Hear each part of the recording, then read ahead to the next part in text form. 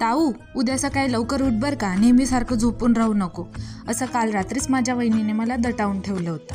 आज सकाळी सकाळी निम्म्या झोपेत मी निघाली आणि पोहोचली बँगलोर एअरपोर्टला. तिथे DG यात्रीचा प्रवेश घेतल्यानंतर एवढ्या लोकांना बघून मात्र मला सुकून भेटला, कारण की सकाळची साखर झोप सोडून आलेली मी एकटीच नव्हती.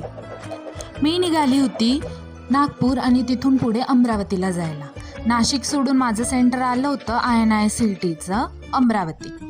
मग सकाळी सकाळी उठून राईनीत उभं राहून शेवटी बॅग चेकिंगला आली आणि एक एक सामान ठेवायला लागले. आता माझ्या बॅगेत निघाला तो छोटासा पोर्टेबल फॅन. मला बघून हसायलाच आलं, पण नंतर वाटलं चला विदर्भातच चाललोय, थोडाफार या फॅनचा उपयोग तरी होईल. बॅग चेकिंग झाल्यानंतर मी नंतर बोर्डिंगला चेक केलं आणि 43 नंबरला माझी फ्लाईट होती. आता कॉलेजला पहिल्या लेक्चरला कधी वेळेवर न जाणारी मी इथे कशी लवकर पोचेल.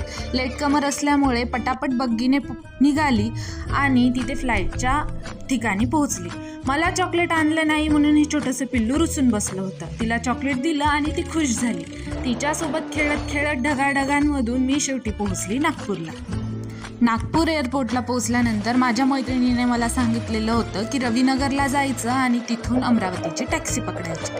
एक ऑटो पकडल्यानंतर खदडम करत मी रविनगरला पोहोचली. या लाल गाडीचा आम्हा जनरेशनवाल्यांना वेगळा स्ट्रॉम आहे. पुढे पेट्रोल पंप, जुबा, केसरी, लाल म्हणत मी अमरावतीला पोहोचली.